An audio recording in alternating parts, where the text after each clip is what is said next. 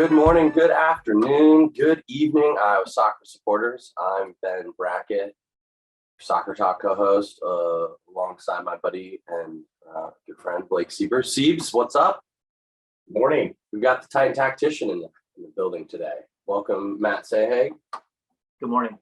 Is it a good morning, Ben? It's a great morning. Okay. Every day it's Okay. a great day, Blake. We got everybody up and at 'em this morning. That's right. Saturday morning after what was a beautiful day yesterday, right? Yeah. Start of the high school soccer season, a little round of golf. And how's the weather last night, meteorologist? You want to talk about opposite ends of the spectrum. Holy cow, it's Iowa, right? We're at noon, teeing off over at River Valley in Adel, and it's windy, but not terrible, like 20 mile an hour, kind of out of the west, but 60 degrees. And kickoff at 5:00 p.m. at Adel High School. I wish the wind was 20 miles per hour, but it would increase to about 45, gusts up to 50, and the temperature dropped by the minute. No fun at all, but that is spring soccer in Iowa. Rainy, windy, and chilly. It's probably the best way to describe it. Probably same in Illinois, right, Matt? Actually, I had a friend text me there was bad storms in Illinois, actually. So where I'm from in Rockford, they have trees down everywhere. Yeah, well, sorry to bring up a sore subject. Well, I don't want to steal the weatherman's But thunder actually, either. the Iowa City, Coral Hill Yeah. area, Sure. Well, we got lucky. Anyway, let's talk about the soccer a little bit. So we took in who did we take in? The East High Scarlets. I didn't actually go against the Meter Bulldogs, and then that was out at Adel at their tournament. They've got a little event. So it was at Under Lights. the lights came on, but I mean, it's kind of cool, right? I think, Matt, don't you think? Because you had Van Meter 1A school playing against the 4A school, but then after that, you had Glenwood came into town. You had Waukee playing. You had Waverly Shell Rock, and then obviously the host Adel. So you had Glenwood, too. Yeah, Glenwood, yeah. So a bunch of different classes from all over the state, teams playing against others that they would never play against because there's not close proximity. So I thought that was a cool little deal. I know somebody in Florida is going to love that little piece. So tell us a little bit about the game then, because I didn't get to go. Titan Tech. So I mean, obviously the talking for the first half had to be the win, right, Matt? I mean, it was coming straight out of the west, so Van Meter was into the wind, and I mean it had to be, literally not joking, 40 mile an hour stuff constant. Yeah, the wind was without question the factor in the game. I mean, it would have been incredibly tough conditions for anyone to play in at any time of the season, but to face those conditions in game one for high school players in Iowa is even tougher because these guys, they haven't played a full 90-minute game or 80-minute game or whatnot probably since November.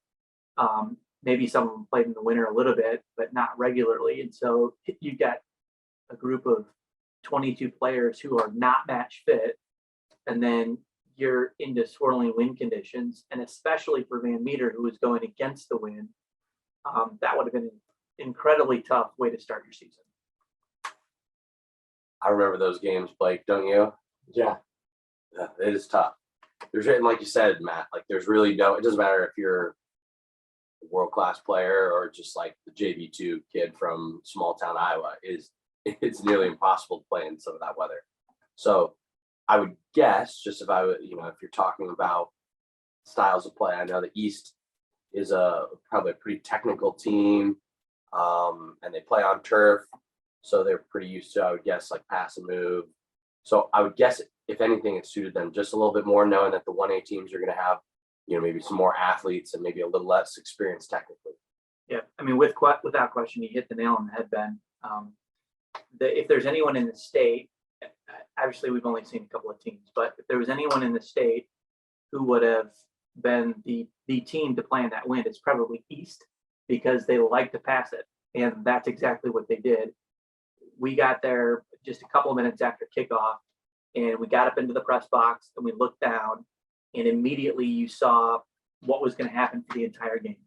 Now Van Meter was going against the wind, so they were sat back and defending in their own half.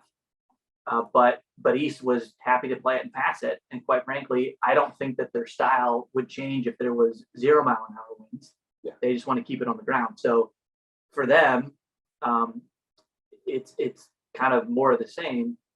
But I think the game, it would have been very interesting if Van Meter would have gone up against somebody else like Waukee. The game would have been completely different, just because Waukee probably plays the ball a little bit more direct in the air. So. Yeah, they play Adel today, so different. There'll be different styles, obviously. Yeah. So I mean, just real quick, first half, like Matt said, we controlled it, and Van Meter defended, and I mean, I think they were really content with where they were at with 4 minutes to go before half, and then Oh no, last 5. last 5, and Oh, that's the killer. that Manny Sanchez for East. Do you know him, Ben, at all? I think I do. Man. He was a good I didn't know player. his last name was Sanchez. But I He know scored the goal. Yeah. But he kind of stood out. I think he's on well, I probably shouldn't say that anyway. I was gonna say he's on somebody's radar. Okay. So it's not a bad thing. So I was gonna say we talked to one of the coaches ahead of time for the Bulldogs. He said he'd been drilling defensively all week. Did it look like that?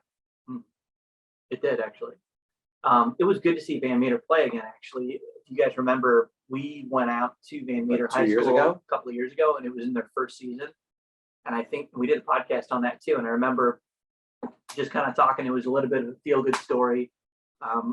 You guys have known the Waldrons your whole lives. I've known the Waldrons now for several years. And so it was kind of like, it was a cool thing that, Jonah and Pat were helping to start the program at Van Meter. But when we went out and when we went out to the game, the field was brand new. It looked like something that could develop into something really, really good. But the soccer wasn't just great, and I think they would admit that. And they were playing against, I think, Grandview Christian that day. And so it was just kind of like you could feel that there was this opportunity and that was happening there, but it was in its beginning stages. So fast forward 2 years, and my initial impact is like if I could have taken a picture or I guess I kind of did in my own mind. As soon as I got in the press box and looked down, I said, this actually looks like a well-organized team. And so you could tell that they knew that they were the underdog. They were the 1A school. They were going to go up against a 4A team with a group of players that were more technical as a whole than Van Meter was.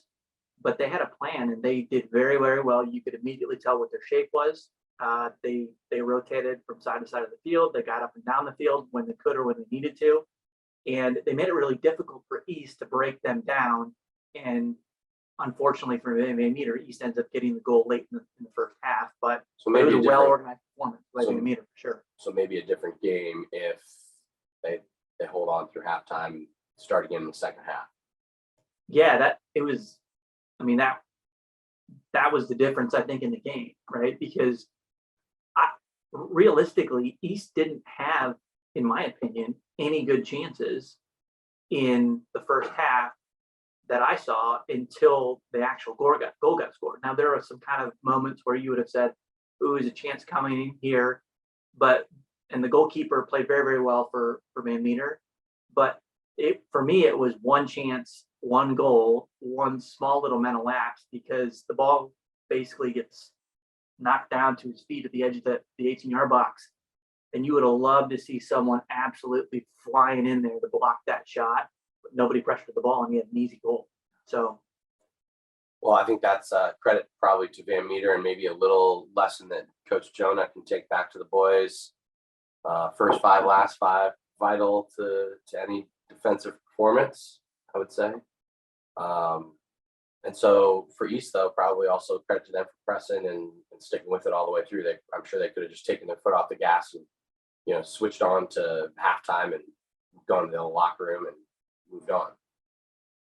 Yeah, and I think here's the question, debatable. It's always a question. So second half starts, kind of same thing, and then Van Meter ends up switching it up, right, chasing the goals. The question Was is, the wind was the wind going one way or the other? yeah. Like, was it sideways or was it directional. coming out of the west. Field is. Well, I don't know west. which way. Okay, that's not necessarily it. Okay, so you're saying that Van Meter was with the wind in the second half.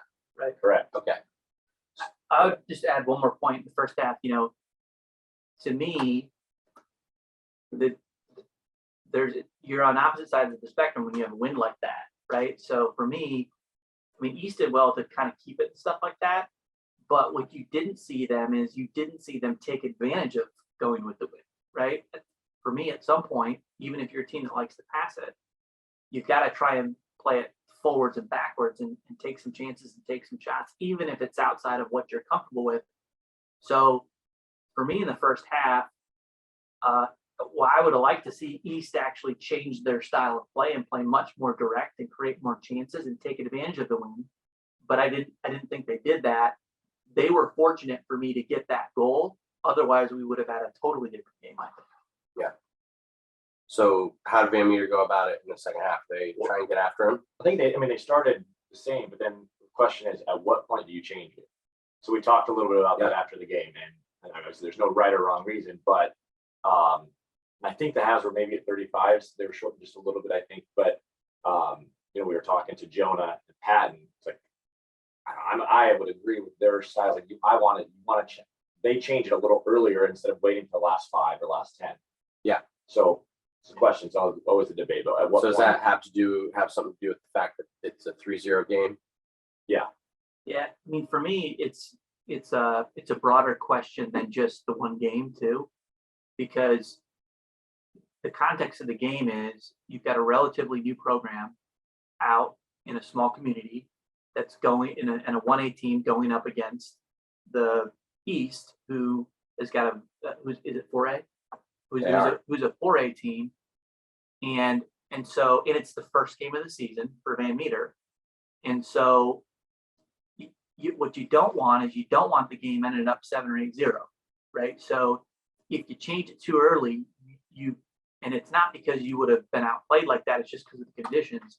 If you change it too early, the game can get out of hand, and I think it can be had the potential to be very demoralizing for the team at the beginning of the season. And I would have worried about what game 2 and what game 3 looks like. So for me, that it was more than just the in-game scenario, right? So I think they could have made the decision to actually change it in the second half. Like in the second half, you say, hey, look, we want to win the game. We're going to change our shape at halftime, and we're going to get the equalizer. And for me, the reason you would have done that if you were only thinking about game 1 is because once you get the equalizer, well, what's next? You got to win the game. So you really need 2 goals if you're interested in winning the game. But again, I think what they couldn't have happened, they couldn't have allowed to get to 6-7-0 if the floodgates open, it was 3-0 early. So for me, they made a good decision, I think, when they changed it. Yeah, even though it ended up 3-0. Yeah, I was gonna say it sounds like overall Van Meter gave good account of themselves, and East looks like a decent little team. Yeah, the East did what they were supposed to do, right? Yeah. They were playing a smaller school, and you're going to look at the score sheet and it says 3-0. All right, that's a comfortable and handsome win, and from East's point of view. Who are the standout players? You mentioned Manny Sanchez. I do know Manny. He's left-footed, correct? Would you say that?